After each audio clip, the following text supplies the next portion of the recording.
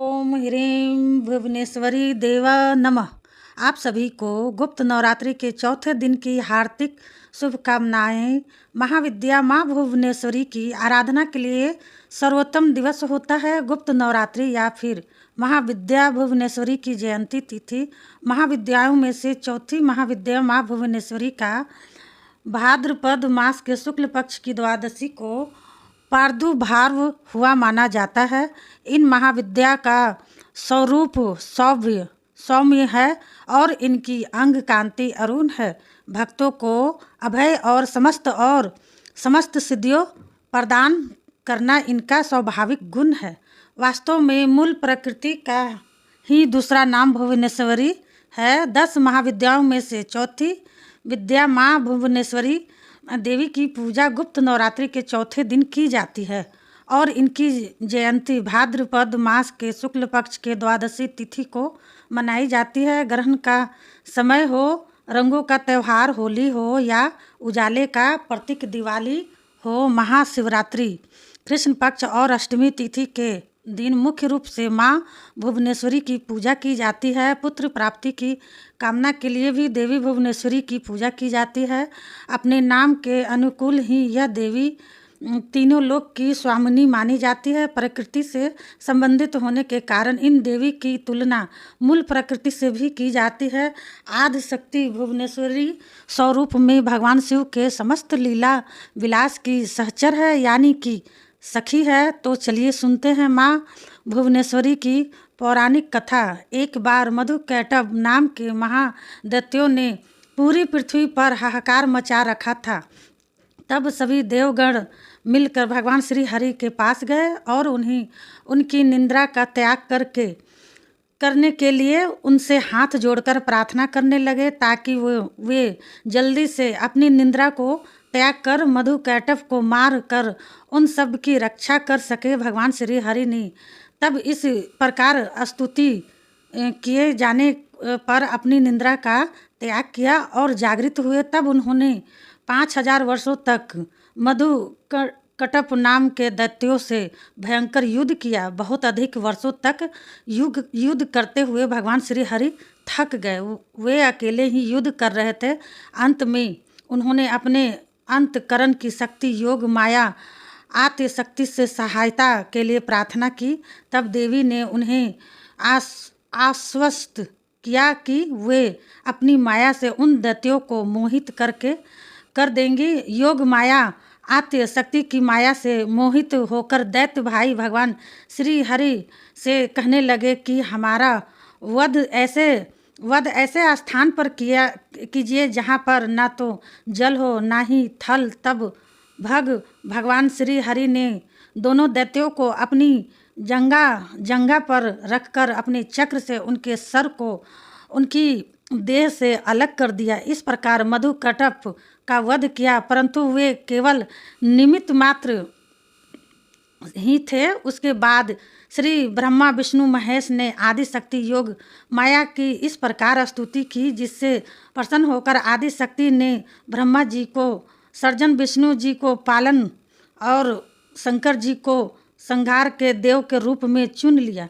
ब्रह्मा जी ने देवी आदि शक्ति से प्रश्न किया कि अभी तो चारों और केवल जल फैला हुआ है। पंच तत्व गुण और तन मंत्राय इंद्रियां कुछ भी व्याप्त नहीं है, तथापि तीनों देव शक्तिहीन है।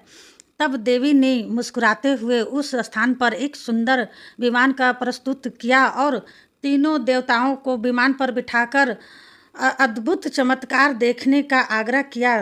तीनों देवों के उस विमान में विराजमान होने के पश्चात वह देवियां विमान आकाश में उड़ाने लगा। वह विमान मन की गति से उड़कर एक अजीब सी स्थान पर पहुंच गया। यह स्थान असल में रत्नों का द्वीप था जिसके चारों तरफ अमृत का सागर और मनमोहक आकर्षक जंगल थे। जैसे ही त्रिदेव रथ के बाहर उतरे वह स्त्री स्वरूप में बदल गया।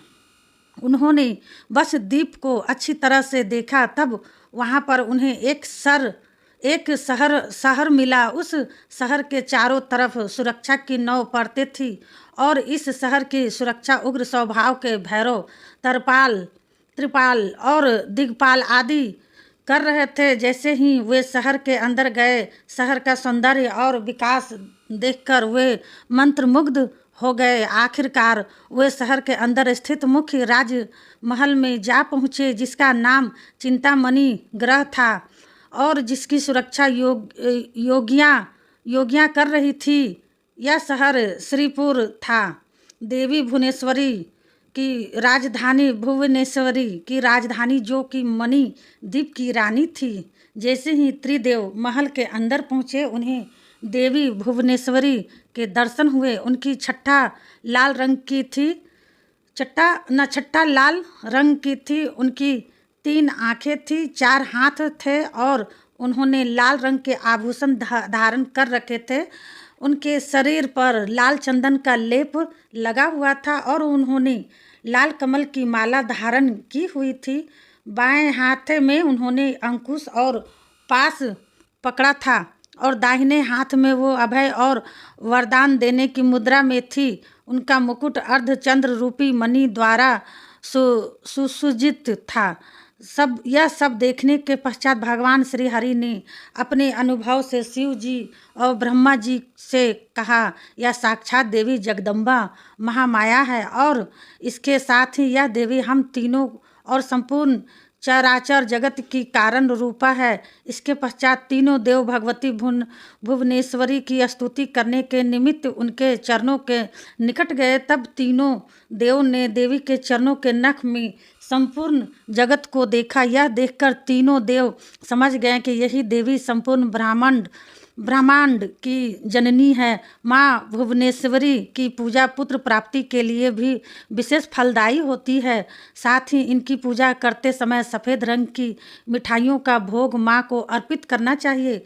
माँ भुवनेश्वरी को आदि शक्ति और मूल प्रकृति भी कहा गया है। भुवनेश्वरी देवी ही सताची और सांकु भरी नाम से प्रसिद्ध हुई।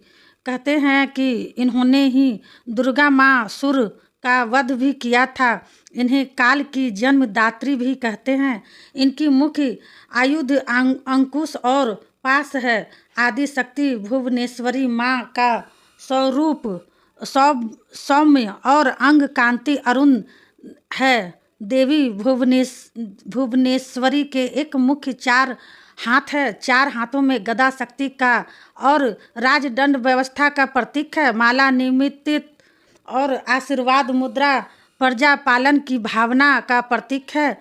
आसन शासन पीठ सर्वोच्च सत्ता का प्रतीक है। इस प्रकार सर्व स्वरूपा मूल प्रकृति भुवनेश्वरी है, जो विश्व को वमन करने के कारण वामा शिवमय होने से ज्येष्ठा और कर्म नियंत्रण फल दान करने और जीवों को दंडित करने के कारण रोधी भी कही जाती है। भगवान शिव का वाम भाग भी देवी भुवनेश्वरी कहलाता है। भुवनेश्वरी के संग से ही भुवनेश्वर सदाशिव को सर्वेश होने की योग्यता प्राप्त होती है। महान निर्माण तंत्र के अनुसार समस्त महाविद्याओं भगवती भुवनेश्वरी की सेवा में सदा संलग्न रहती है। 7 करोड़ महामंत्र इनकी सदा ही आराधना करते हैं। महाविद्या भुवनेश्वरी की साधना करने के लिए सबसे पहले आपके पास देवी का कोई यंत्र या फिर चित्र होना चाहिए, और अगर इनमें से कुछ भी नहीं है तो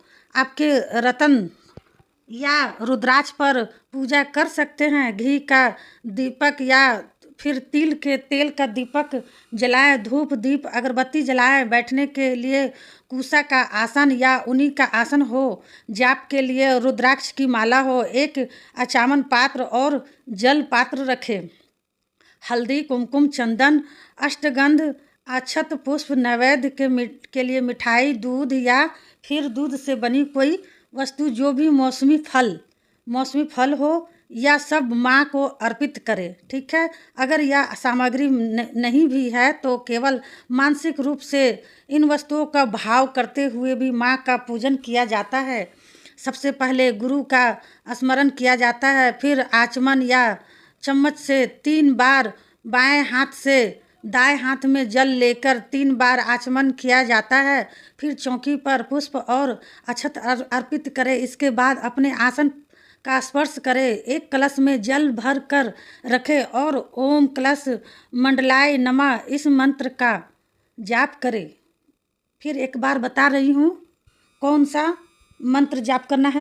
ओम कलश मंडलाय नमः इस मंत्र का जाप करें। मैंने 2 बार बताया। इसी तरह से मंत्र जाप करें। अब दाहिने हाथ में जल पुष्प और अक्षत लेकर महाविद्या भुवनेश्वरी की पूजा का संकल्प ले, क्योंकि चौथे दिन माँ कुष्मांडा की पूजा का भी विधान है। ऐसे में आप जिन भी देवी की पूजा करें तो हाथ में जल पुष्प अक्षत लेकर इस प्रकार संकल्प ले।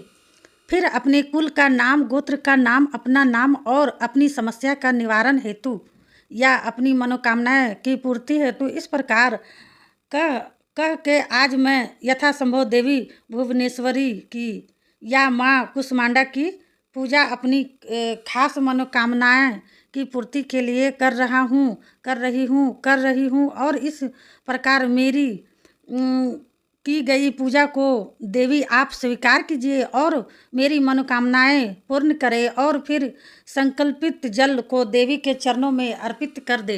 हर दिन की जाने वाली पूजा में जो भी देवी का दिन होता है उनका नाम लेकर अपनी मनोकामनाएं या अपनी समस्याएं के बारे में कहकर आपको संकल्प लेना चाहिए। उसके बाद विधि विधान से महाविद्या भुवनेश्वरी माँ कुष्मांडा की पूजा करें, व्रत की कथा पढ़े सुने और सबसे अंत में आरती करके भोग लगाकर आपको क्षमा याचना करनी है कि पूजा में की गई कोई भी भूल चूक अगर गलती से हो जाए तो उसके लिए कोई भी गलती का दोष ना लगे। भोग में अगर कोई विशेष भोग आपके पास नहीं है तो केवल लौंग बतासा का भोग भी लगा सकते हैं, अर्पित कर सकते हैं। दिन भर उपवास रखें और शाम को एक समय फलाहार कर सकते हैं। तो यह थी आज की महाविद्या चौथे दिन की कथा। पूजा विधि कैसी लगी कमेंट बॉक्स में ज़रूर बताइएगा। अच्छी लगी हो तो प्लीज़ चैनल को सब्सक्राइब कीजिएगा, वीडियो को लाइक ज़रूर कीजिएगा, वीडियो को शेयर लाइक ज़रूर कीजिएगा। तो मिलती हूँ अगली वीडियो में। तब तक के लिए माँ की कृपा सब पर बनी रहे। सब अपने अपने घरों में सुख शांति से रहे। हर हर महादेव। जय काली माता, जय दुर्गा माता।